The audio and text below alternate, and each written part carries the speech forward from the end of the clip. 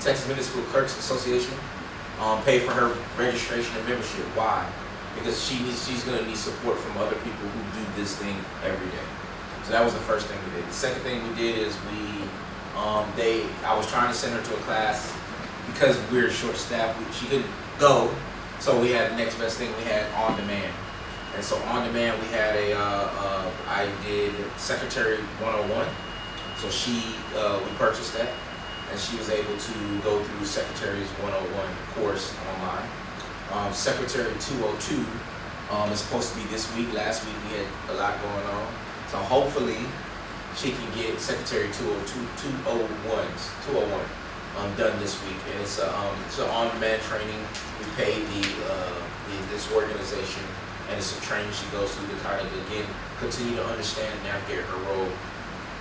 She's a official keeper of the records, public information, and we want her to be, know what's going on. And so with that, the goal is just, again, continue to give her the support in those areas. If permitting is going to be that area, if all these other things, elections, we don't necessarily do our own election, but she does need to go to election training because because Bexar County does our election, we don't advocate our responsibility in our required posting, right? So they post generally, but as a city, we still are required to do some posting things by law. And so getting her up to speed, not just her, right? So then when we have these opportunities, when we can bring in other staff people that just like, my goal is about, like, again, support, training. The more people we can get educated on the election process, whether you're the Senate secretary, utility clerk, or court person, information is knowledge is power, right? And so your title does not say, knowledge to make you understand what's going on and be more valuable is what we're trying to do. And so the more people get training in certain areas, it benefits everybody. So that's where we're currently at. That's the current plan as far as after 90 days, we'll do an assessment. And so we'll kind of continue to move through the process of from where we're at with the interim city secretary. What else? We know we have to have a budget posted, tax rate, and we'll be going over that. Creating a schedule. You all got the schedule. That's with the city council meeting with the dates. We asked if you wanted to add any dates, and that's the schedule that should be following in reference to postings of tax rates and stuff like that. Does anybody have this one? So aside from the training for the Texas Municipal Clerk Association, what base knowledge or degrees or experience does a city secretary have before being hired on or doing? Before being hired on, usually a city secretary, you would want to have some sort of degree. If they have city secretary experience, that would be good. But if they're starting out, at the place I was before, I had an experienced city secretary, then I had a city secretary that I trained from the beginning. So this process that I'm going through was just that. So open meetings at PIFA, right? Same thing that you all need to take is what she takes. But then in her being a member of the Texas Municipal Clerks Association, they have an additional courses that she would be going to, but because again, right now, everyone's in budget season, none of those trainings are really happening because city secretaries are busy, just like the finance people.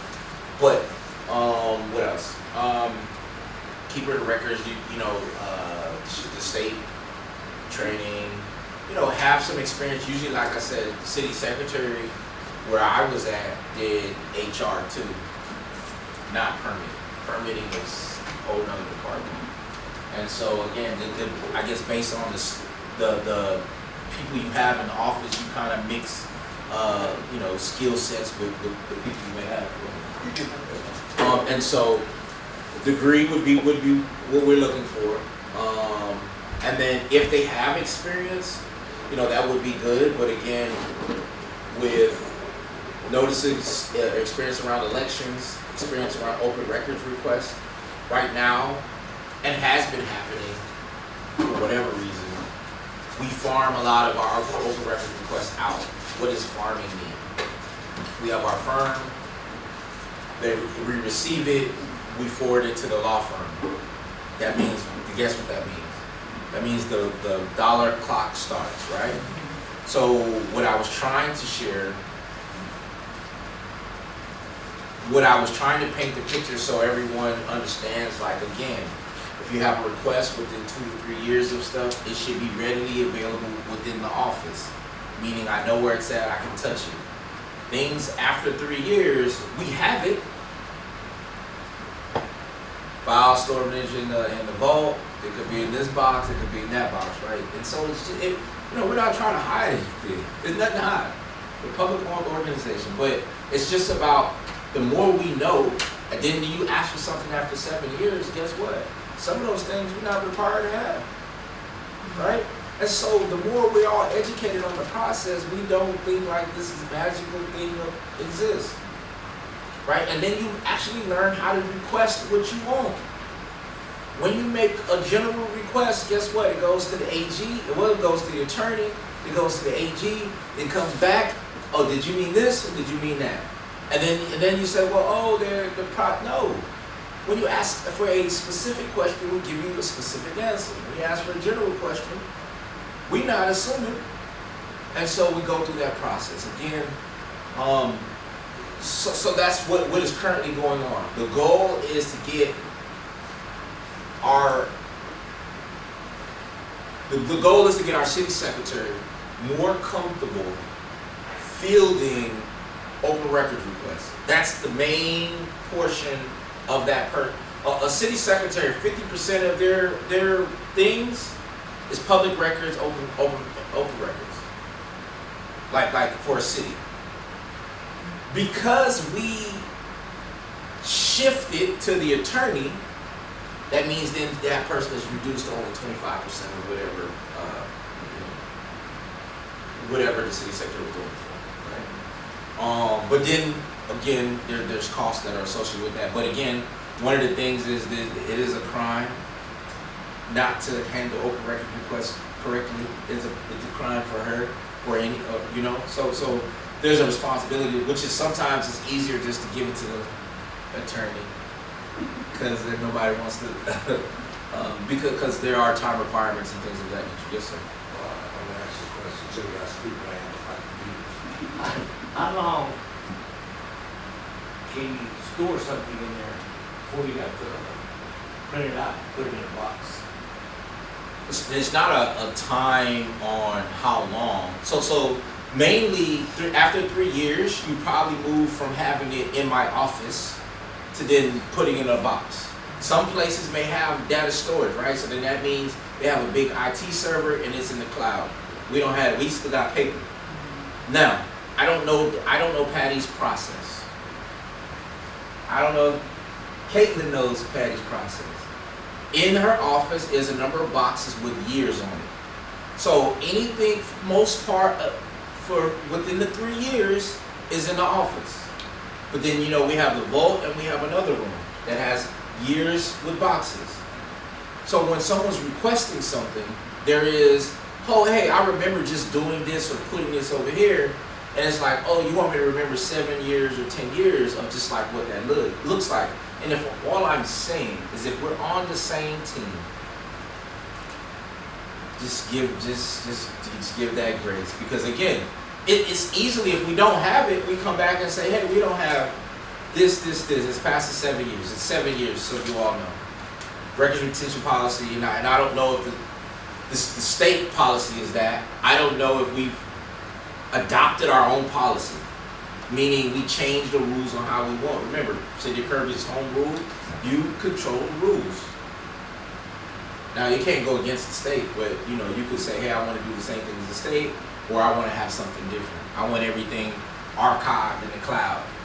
But then, you got to vote to make money to be able to make sure we got a server and we have all the things to be able to do that, right? So those are the things as far as like where we're trying to go. To get her comfortable, and then not just her. One of the things we did is we had no notary. Miss Patty left 0. So what we did is we got 3 notaries, not necessarily just on City Hall, but within city staff. I think it was Mariana, Caitlin, and and Mr. Lee's in the police department, right? We don't want to be in a position like we were coming in a month ago, and we don't have an order. So we got 3 now, right? And so these are the simple, when we talk about operational things that everybody doesn't see. They just see things keep moving. But operationally, I'm just sharing with you what we're putting in place to make sure that we have consistency and we're doing what we say we're doing. Notary. So yeah, we're moving in a direction where having someone new. We've been working closely together, just reviewing again minutes. Big pieces, minutes, noticing, and making sure that she communicates to you all, or I communicate to you all about open meetings. That's why we want you to take those courses. That's why everybody who serves on a board or commission should be required to take those 2 courses. Why? Because if an email comes out that is, for some reason, CC'd to all of you, you all should have the knowledge to say, hey, you can reply to the sender only and not reply all. Because you just, depending upon what it was, violated no meeting, right? And so we all know the penalties and fines for that is, right? And so with that, so what I've been training her to do, send out an email, put the mayor at the top, put me on the CC, and BCC City Council. And then in the notice, if you see the email from me, it says BC ... all City Council. That means you all blind copy. And so I don't put it a CC because someone just maybe middle of the night on answering the email on your phone and reply all. So if I BCC, the only one you can reply to is the sender. So I kind of try to help with you that. I just got my phone. So you all will be getting my number, but then you'll also see I've had it. I could have a tag line that will be in all my emails. On the bottom it says, this sender is for information that has to do connected to the city. If this is not this is not for you, privileged information, please delete. On the bottom it says, for all elected officials in red,